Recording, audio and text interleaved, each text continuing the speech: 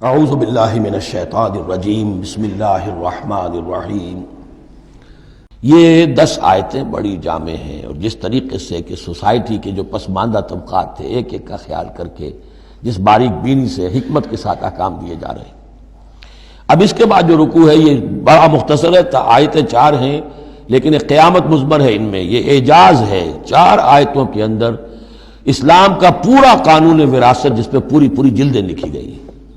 جامعیت کی انتہا ہے۔ یوصیکم اللہ فی اولادکم، اللہ تعالیٰ تمہیں وصیت کرتا ہے تمہاری اولاد کے بارے میں، للذکر مثل حظ الانثیین،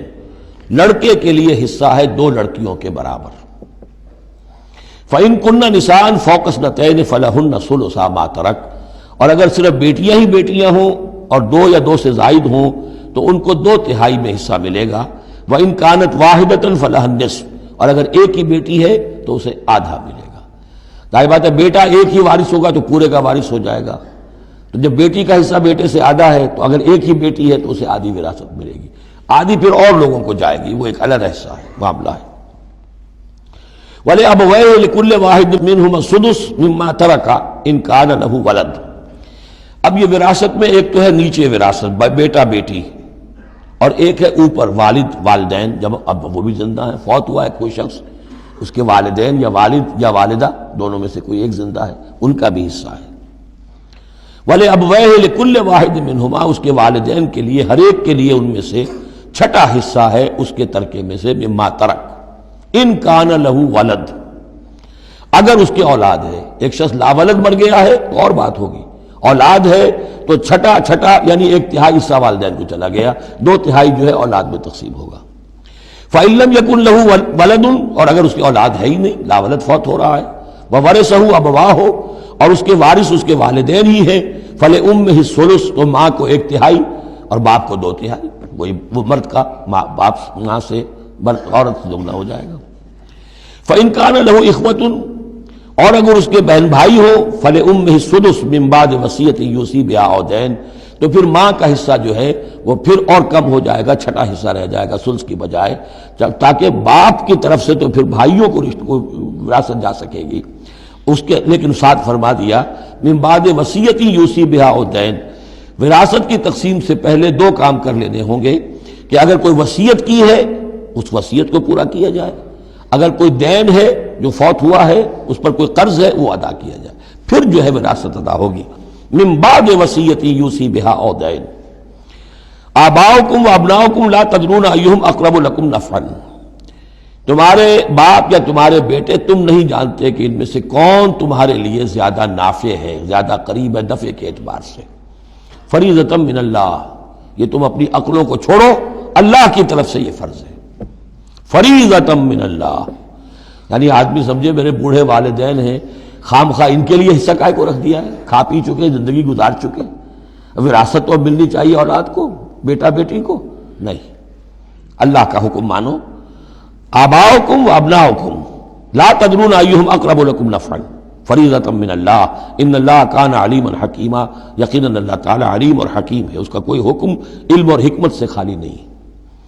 وَلَكُمْ نِصْفُ مَا تَرَكَ أَزْوَاجُكُمْ إِن لَّمْ يَكُن لَّهُنَّ وَلَدٌ، اور تمہارا حصہ تمہاری بیویوں کے ترکے میں سے آدھا ہے اگر ان کے کوئی اولاد نہ ہو۔ بیوی فوت ہو رہی ہے اور اس کے کوئی اولاد نہیں ہے تو جو کچھ چھوڑ رہی ہے اس میں سے نصف جو ہے شوہر کا ہو جائے گا، باقی نصف جو ہے وہ بیوی کے بھائیوں وغیرہ کو جائے گا، لیکن شوہر کا نصف ہو گیا۔ فَإِن كَانَ لَهُنَّ وَلَدٌ، اور اگر اس کی اولاد ہے، فَلَكُمُ الرُّبُعُ مِمَّا تَرَكْنَا، پھر تمہارے لیے 1/4 حصہ ہوگا اس میں یہ جو اس نے چھوڑا ہے، باقی 3/4 اس کی اولاد میں تقسیم ہو جائے گا۔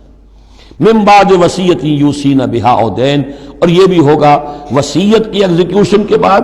اور اگر کوئی قرض ہے تو اس کی ادائیگی کے بعد۔ وَلَهُنَّ الرُّبُعُ مِمَّا تَرَكْتُمْ، اور جو کچھ تم چھوڑو، مرد شوہر فوت ہو گیا ہے تو اس کی وراثت میں سے بیویوں کا حصہ ہے 1/4، ان لم یکن لکم ولد، اگر تمہارے کو اولاد نہیں ہے۔ فَإِن كَانَ لَكُمْ وَلَدٌ، اور اگر تمہارے اولاد ہے، فَلَهُنَّ الثُّمُنُ مِمَّا تَرَكْتُمْ مِن بَعْدِ وَصِيَّةٍ تُوصُونَ بِهَا أَوْ دَيْنٍ، تو پھر تو ان کے لیے 8واں حصہ ہے۔ اگر تمہارے لیے اولاد ہے تو تمہاری بیوی کے لیے پھر 8واں حصہ ہے تمہارے ترکے میں سے، من بعد وصیت توصون بہا او دین، اس وصیت کو تکمیل کے بعد جو تم نے کی ہو یا قرض جو تمہارے ذمہ ہو ادا کرنے کے بعد۔ وَإِنْ كَانَ رَجُلٌ يُورَثُ کلالہ، اور اگر کوئی شخص جس کی وراثت جو ہے تقسیم ہو رہی ہے کلالہ تھا، او امراتن، یا کوئی عورت بھی کلالہ ہو سکتی ہے۔ یہ کلالہ کون ہوتی ہے؟ جس کے نہ تو والدین ہو نہ اولاد ہو، میت ہے، فوت شدہ مرد ہے یا عورت ہے، تو جو نہ تو ہے اوپر والدین میں سے کوئی اور نہ کوئی اولاد میں سے، وہ اس کو کلالہ کہتے ہیں۔ بہن بھائی ہیں، اب بہن بھائیوں میں جو تقسیم ہوگی وہ ایک تقسیم تو وہی ہے کہ جو حقیقی اور عینی اور اللاتی بہن بھائیوں میں ہوتی ہے، وہ تو ہے اسی طرح جیسے کہ اولاد کی ہے، لیکن یہاں خاص حکم دیا جا رہا ہے۔ عربوں میں اصل میں 3 قسم کے بہن بھائی ہوتے تھے۔ ایک عینی وہ ہے، باپ بھی وہی ہے مشترک، ماں بھی وہی ہے، جنہیں ہم حقیقی کہتے ہیں، ہمارے ہاں حقیقی بھائی، حقیقی بہن، یعنی والدین دونوں مشترک ہیں۔ اللاتی کہ باپ ایک ہے اور مائیں جدا ہیں،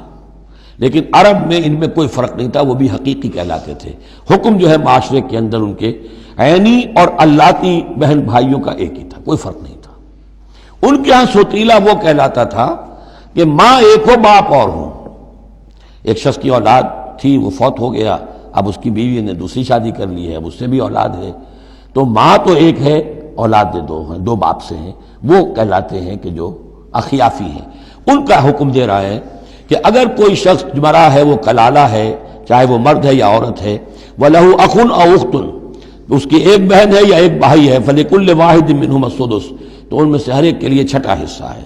فَإِنْ كَانُوا أَكْثَرَ مِنْ ذَلِكَ، اور اگر وہ اس سے زیادہ ہیں، فَهُمْ شُرَكَاءُ فِي الثُّلُثِ، پھر وہ 1/3 میں حصے دار رہیں گے، من بعد وصیت یوصی بہا او دین، یہی 2 شرطیں پھر ہیں، اس وصیت کو ایگزیکیوٹ کرنے کے بعد جو کی گئی ہو یا قرض کی ادائیگی کے بعد، غیر مضار،